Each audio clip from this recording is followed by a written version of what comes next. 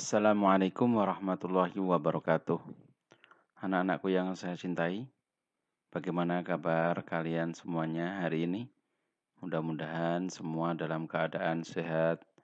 Amin, amin ya rabbal alamin. Anak-anakku yang saya cintai, di semester 2 kali ini kita akan belajar SKI yaitu KD 3.6, yaitu masa dewasa Nabi Muhammad Shallallahu Alaihi Wasallam. Menikah dengan Khadijah. Pada usia 25 tahun, Khadijah mengajak kerjasama dengan Nabi Muhammad SAW untuk membawa dan menjual barang dagangannya ke Syam. Oleh karena itu, permintaan Khadijah tersebut disanggupinya. Ia dibantu oleh Maisyarah, seorang pembantu Khadijah. Sejak pertemuannya dengan Nabi Muhammad SAW, Khadijah sangat simpati melihat penampilan Nabi Muhammad SAW. Kembalinya dari Syam, Nabi Muhammad SAW berhasil meraih untung yang besar. Hal itu menambah ketertarikan Khadijah kepada Nabi Muhammad SAW. Cara berdagang Nabi Muhammad SAW itu diceritakan Maisyarah ke Khadijah.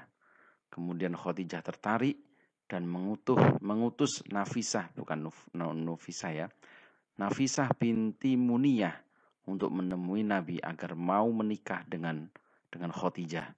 Khadijah tertarik karena kejujuran Nabi Muhammad SAW. Kemudian Nabi memusyawarahkan kepada pamannya dan disetujui. Akhirnya Khadijah menikah dengan Nabi Muhammad SAW dengan mahar 20 ekor onta muda. Kemudian usia Khadijah 40 tahun. Sedangkan usia Nabi Muhammad SAW 25 tahun.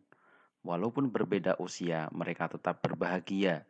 Dan Allah Subhanahu wa Ta'ala menganugerahkan 6 orang anak, 2 orang laki-laki dan 4 orang perempuan. Mereka adalah Al-Qasim dan Abdullah untuk yang laki-laki. Yang perempuannya Zainab, Ruqayyah, Ummu Kulsum dan Fatimah. Namun Al-Qasim dan Abdullah meninggal dunia pada masa kanak-kanak. Kemudian Nabi Muhammad SAW mengangkat Zaid bin Harisah sebagai anak angkat.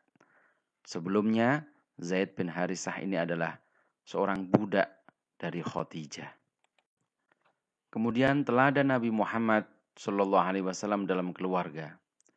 Suatu ketika Khadijah minta pertolongan kepada Nabi Muhammad SAW untuk membelikan buah delima pada saat bukan musimnya.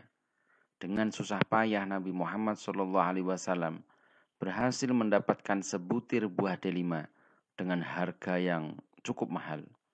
Setelah mendapatkan buah delima, Nabi Muhammad segera pulang. Namun di tengah jalan, Nabi Muhammad SAW menjumpai seorang laki-laki yang terlihat bingung dan sedih. Nabi Muhammad SAW kemudian bertanya, "Mengapa kamu kelihatan sedih, teman?" Dengan enggan laki-laki itu menjawab, "Istriku sedang hamil. Ia minta buah delima. Seharian aku sudah mencari kemana-mana, tapi aku tidak mendapatkannya." Kata Rasulullah, dalam hatinya, dia pasti sangat sedih. Laki-laki itu tertunduk dan menitikkan air mata. Melihat hal itu, Nabi Muhammad SAW merasa terharu dan tanpa pikir panjang, ia serahkan buah delimanya kepada laki-laki itu. Kemudian laki-laki itu terlihat sangat senang sekali. Berkali-kali ia mengucapkan terima kasih kepada Nabi Muhammad SAW. Kemudian Nabi Muhammad SAW segera kembali pulang. Sesampainya di rumah, ia menceritakan kejadian yang baru saja dialaminya kepada Khadijah. Mendengar cerita suaminya, Khadijah terdiam.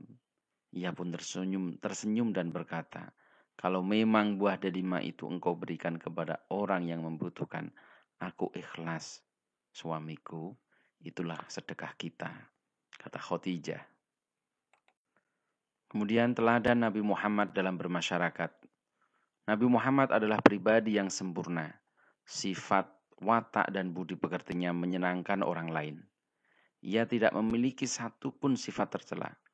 Nabi Muhammad SAW memiliki sifat mulai sebagai teladan umatnya, yaitu sidik, amanah, tablik, dan fatonah. Oleh karena itu Nabi Muhammad SAW digelari Al-Amin oleh masyarakat Mekah. Kalau kita nyanyikan sifat wajib Rasul itu sidik, jujur, amanah, dipercaya, tablik, menyampaikan, fatonah, cerdas. Itu semua sifat wajib Rasul. Sidik, amanah, tablik, fatonah. Kira-kira begitu anak-anak. Kemudian kebijakan Nabi Muhammad SAW terlihat pada peristiwa peletakan Hajar Aswad. Pada usia 35 tahun, di kota Mekah terjadi banjir bandang yang menyebabkan kerusakan pada dinding Ka'bah. Ka'bah menjadi rapuh dan retak-retak. Masyarakat Mekah sepakat untuk memperbaiki kondisi Ka'bah. Mereka juga sepakat bahwa bahan untuk memperbaiki Ka'bah harus bahan-bahan yang baik.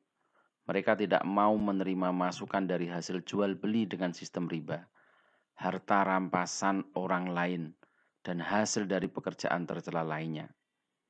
Kemudian datanglah pembesar Quraisy yang bernama Abu Umayyah bin Mughirah al-Makhzumi. Kemudian ia berkata, angkatlah untuk menjadi hakim di antara kamu orang yang pertama kali masuk lewat pintu masjid. Pintu masjid di sini maksudnya adalah Masjidil Haram. Kemudian mereka, para pemimpin kabilah, menerima cara yang dicetuskan oleh Umayyah bin Mughirah al-Makhzumi. Pagi harinya orang yang pertama kali masuk pintu Masjidil Haram adalah Nabi Muhammad SAW. Mengetahui hal ini, mereka berbisik, inilah Al-Amin, kami rela atas keputusannya. Inilah dia, Muhammad. Kemudian Nabi Muhammad berkata, berikan aku sehelai sorban. Lalu para pemuka kabilah yang berselisih tadi diminta untuk memegangi ujung-ujung sorban. Kemudian memerintahkan mereka secara bersama-sama mengangkat Hajar Aswad. Setelah sampai di dekat tempat semula, beliau mengambil Hajar Aswad dan diletakkan di tempat semula. Selesailah perselisihan itu dengan membawa keputusan pada masing-masing golongan. Dengan peristiwa ini, nama Nabi Muhammad SAW makin dikenal di kalangan penduduk Mekah sebagai orang yang jujur dan bijaksana. Demikian anak-anakku untuk materi SKI KD 3.6 hari ini. Untuk tugasnya nanti Pak Fauzan kirim soal melalui Google Form nanti yang akan dikirim oleh guru kelas masing-masing. Demikian anak-anakku untuk pertemuan hari ini. Kita cukupkan sekian. Kurang lebihnya mohon maaf. Wassalamualaikum warahmatullahi wabarakatuh.